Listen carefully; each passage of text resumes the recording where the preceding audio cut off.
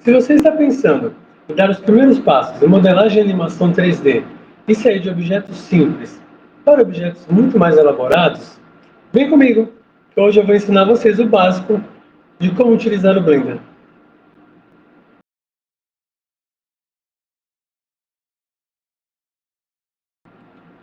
Fala galera, beleza? Eu sou o Luiz Felipe, sou instrutor de informática aqui na Digital Max e eu vou estar com vocês hoje aqui para ensinar o básico para vocês começarem a mexer no programa de modelagem e animação 3D, o Blender, ok? Se vocês já instalaram esse programa, vocês vão ver que toda vez que vocês iniciarem, vocês vão encontrar esse cubo, né? Ele sempre vai iniciar dessa maneira. O que a gente tem na nossa interface? Vamos ver. Além desse cubo, a gente vai ter esse quadradinho aqui, tá? Estranho, que ele é a nossa câmera, tá? É a visão quando a gente for renderizar nossos projetos, nossas animações. E esses montes de risquinho que aparece aqui são as luzes que nós podemos estar adicionando, temos outras, justamente para criar iluminação nos nossos cenários. Como é que funciona o Blender, gente? A interface do Blender praticamente é dividida em três partes, ok? Na primeira parte a gente vai ter a top bar, que é justamente essa barrinha aqui de cima, tá? Onde está o File, Edit, o Render, o Window, o Help. São praticamente os mesmos menus que a gente encontra em outros programas, né? Como Arquivo, Editar, Renderizar, no caso aqui. Só que do lado da top bar, a gente também tem as Workspaces, que é o Layout, o Modeling, Sculpt, o V-Edit, Texture Painting, Shading, Animation, Rendering, Composition, Geometry Modes e Script. Cada workspace dessa seria uma etapa do projeto de vocês, de modelagem, de animação, de pintura de texturas, etc. Cada aba dessa vai servir justamente para uma etapa do seu projeto. Logo abaixo a top bar, a gente vai ter essa barrinha aqui, ó, que é a área do editor, ok? Aqui eu vou estar conseguindo mudar também todos os workspaces que eu estou vendo aqui. Por exemplo, aqui no caso eu estou na 3D Viewport, que é justamente essa visão padrão aqui que a gente praticamente vai ficar sempre nela.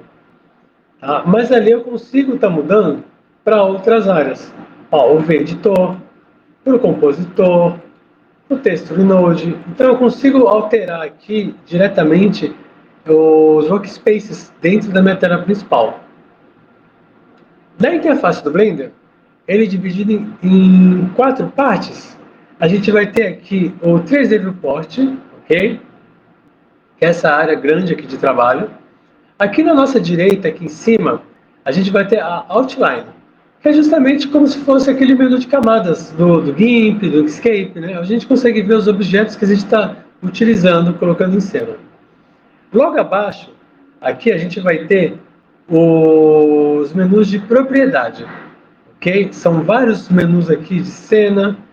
A gente vai ter coleções, iluminação, a gente vai ter efeitos, texturas, várias propriedades. Aqui abaixo da 3D Viewport, a gente vai ter essa barrinha aqui, que é justamente a timeline. Sim, gente, o Blender consegue fazer animações e projetos bem legais para vocês. Agora, vamos mostrar para vocês agora as principais ferramentas, as mais básicas, que a gente vai estar sempre usando aqui no Blender. Primeiro vamos começar com as ferramentas de movimentação, ok? Aqui dentro da viewport, aqui na direita, aqui, vocês vão ver que vai ter XYZ, né? Isso aqui é o gizmo. A gente vai ter essa lupinha, essa mãozinha, a câmera, tá? Esses risquinhos aqui, né? Que é justamente a projeção que a gente quer ver a cena. Esses aqui são os principais menus de navegação da nossa cena, que está atualmente aqui na 3D. Essa primeira aqui, o XYZ, ela serve justamente para a gente poder rotacionar a visão que a gente tem do cenário, ok? Lembrando, a gente está rotacionando a nossa visão, não o objeto. O objeto continua parado no mesmo lugar. Logo abaixo dela, a gente vai ter a lupa, certo? Se eu clicar nela aqui e mexer, eu consigo dar zoom. Vou tirar o zoom, né? A gente tem essa mãozinha aqui, que é o pan. Esse pan, ele serve para a gente poder mexer a nossa visualização como se fosse em 2D, né? Para cima, para baixo, para a esquerda e para a direita, sem movimentar ou tirar o ângulo que a gente está usando ali. A câmera, no caso aqui, é a mesma visão daquela câmera que estava no nosso cenário. Essa aqui, ó. Tá? Como eu tinha comentado com vocês, essa câmera aí é justamente a visão que a gente vai ter de renderização final do nosso trabalho. Logo abaixo dela, a gente vai ter aqui o tipo de projeção que a gente quer da nossa tela. Se a gente quer, no caso, perspectiva ou ortográfica. Ok? Se vocês forem ver, essa parte da movimentação não tem muito segredo, tá? Lembrando que o Blender possui vários atalhos. Quando você coloca o mouse aqui em cima, você consegue ver alguns atalhos. Por exemplo, aqui, ó. Se você for ver, se você apertar o número 3 no teclado numérico, você consegue também mudar o ângulo da câmera. Olha lá, X, Y, Z, ok? Isso aí tudo utilizando o teclado numérico.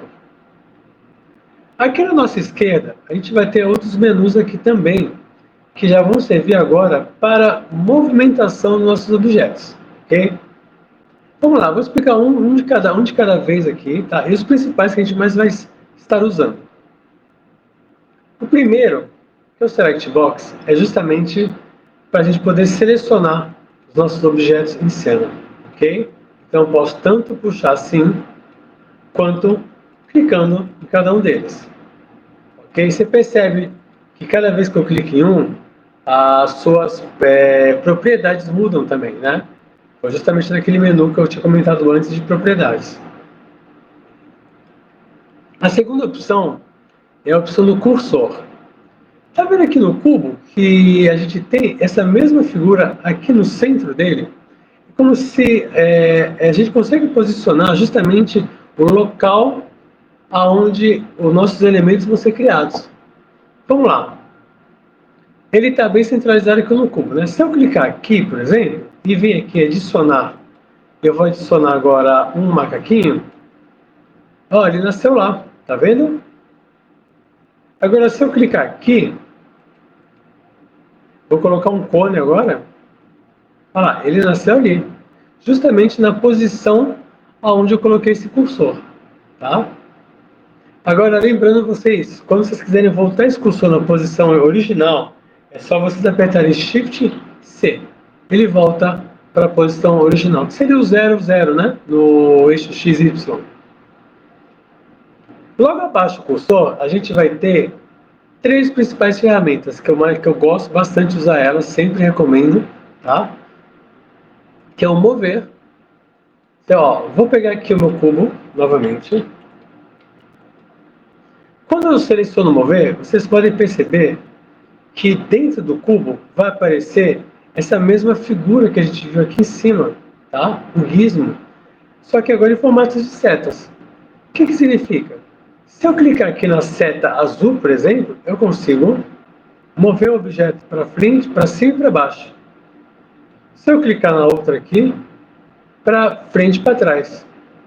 E aqui, esquerda e direita. Ok?